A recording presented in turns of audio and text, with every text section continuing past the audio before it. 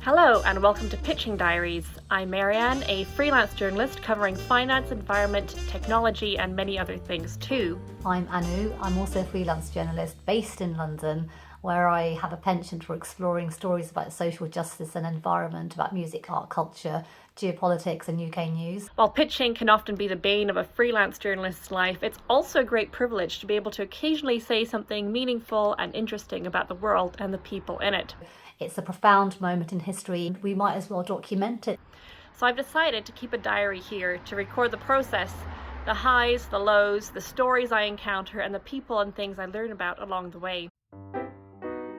So with the current climate comes a number of different challenges, including being ghosted by editors who are busy at the moment, and also because they simply don't have the budget. Actually been one of those weeks so far where I felt like I'm always on the verge of landing a great commission, but then nothing comes through. I was thrilled to have gotten a response from a BBC editor about a pitch called My Life in Lockdown with Alpacas. Yes, you heard that right. I'm actually staying on a farm right now with alpacas as next door neighbours. But after the editor gave it further thought and consideration, he decided not to take the piece. And a Huffington Post editor also got back to me to say she was already inundated with COVID pitches. The editor had changed his mind about the story after commissioning me for it. So it got spiked, but I did get a kill fee. It was about cannabis clubs in Spain, forced to close down in the lockdown climate, and how hundreds of thousands of people are now turning to the black market, where cannabis is now triple the price.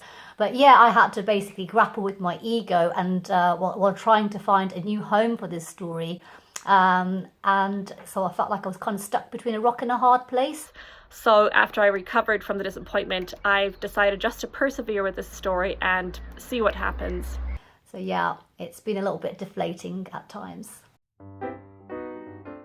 One is an investigative piece about the exploitation of garment factory workers throughout Europe. Now, I've discovered getting commissioned for an investigative piece is very challenging, as editors know that it's a very time-consuming and expensive project, and they probably also prefer to work on it themselves or with a group of their colleagues. So I've decided that it would be better suited for a grant, and in the future I may look into finding potential colleagues and getting the resources to work on this project. So I did actually manage to move on from my story that got spiked. I had a little bit of good news actually. A story that I was working on before the proverbial shit hit the fan actually got published, and it was a non-coronavirus story, and it was about gender and race inequality in the electronic music industry, something that's been criticised for quite a long time now.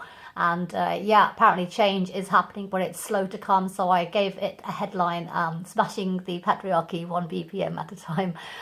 The story got published with a news media organisation called Fair Planet, encountered at the Reuters Foundation conference last year. So that was good news. Now there's another story that I thought would absolutely fly off the shelves.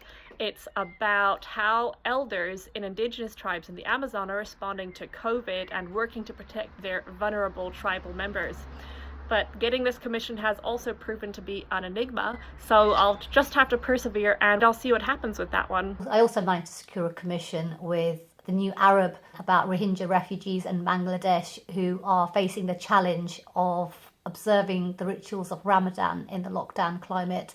And at the moment, I'm also fine-tuning another pitch about Palestinian techno DJs that are live streaming out into the world. I'm quite excited about that story. Hopefully I'll get it out there somewhere soon, and I'll bring you an update on it next week. All in all, it has been quite a frustrating week for getting commissions, and I've learned that if I'm feeling flustered with a process, just take a step back, work on other projects that I have more control over, and then come back to it when I'm feeling inspired and refreshed and ready to go on with the next stories. That's all for now. So yeah, lesson of the week for me is like, if something's not working out, then sometimes the best thing to do is just to let it go and go with the flow. I was really upset about my cannabis story, but there's no time to lose right now. Other things are happening. It's got a bit of an evergreen feel to it anyway, so I could come back to it, no pun intended. So yeah, that's it for this week. We'll be back next week with an update on our pitching shenanigans. Thanks so much for listening. Have a top week and stay safe, and see you soon. Bye.